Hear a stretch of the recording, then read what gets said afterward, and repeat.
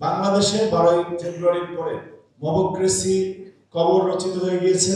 কারো গায়ে একটা হাত দেয় নাই, বাংলাদেশের কোন ক্যাম্পাসে কোন মবক্রেসি হয় নাই। এর নাম জাতীয়তাবাদী ছাত্রদল।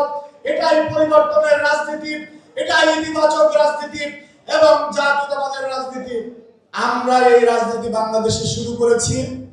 বাংলাদেশ ইতিবাচক রাজনীতির যে মাইল ফলক স্পর্শ করেছে, ইনশাআল্লাহ তারেক রহমান এই রাজনীতি করে যাবে। সকাল 8:45-এ প্রধানমন্ত্রী সচিবালয়ে চলে আসে, রাস্তা দিয়ে এমন ভাবে যায়, রিক্সা চালক গিয়ে সালাম দেয়। সবকিছুর ভিতরে একটা পরিবর্তন চলে আসছে, কিন্তু একটা জায়গায় কোনো পরিবর্তন আমরা দেখতে পাচ্ছি না।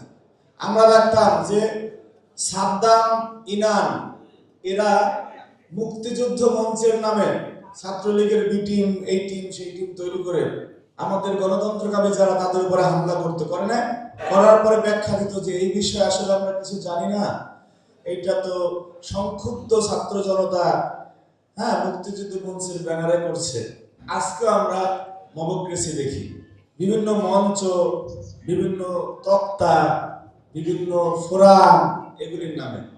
আমরা এগুলি বুঝি কি হওয়ার কথা ছিল, কি হচ্ছে। ছাত্রদের কেউ কাউকে একটা বোকা দিল না, কোনো হলে কেউ কাউকে বললো না যে তুমি এতদিন আমার সাথে এই ব্যবহার করছো, তুমি আজকে তো আমরা এই ধরনের শব্দচয়ন কেউ কোথাও করে না। কিন্তু সেই মবক্রেসি আমরা এখনো দেখি। আমাদের শব্দচয়নে আমরা এমন কিছু বোঝাতে চাই না যে আমরা ক্ষমতাসীন ছাত্র সংগঠন।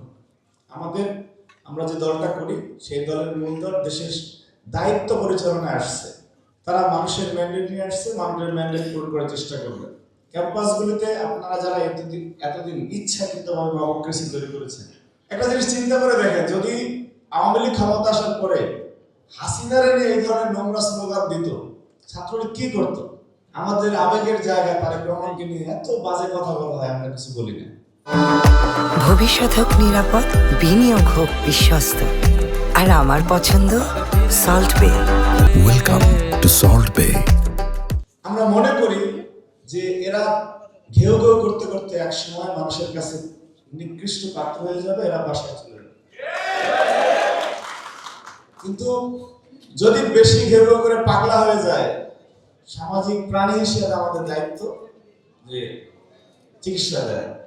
আমরা চাই না যে আমরা নিজ হাতে কোনো চিকিৎসা ব্যবস্থা বা চিকিৎসাপত্র, প্রেসক্রিপশন তৈরি করি। আপনারা নিজেরাই খুঁজে নেবেন যে কিভাবে আপনাদের সুস্থ হওয়া উচিত।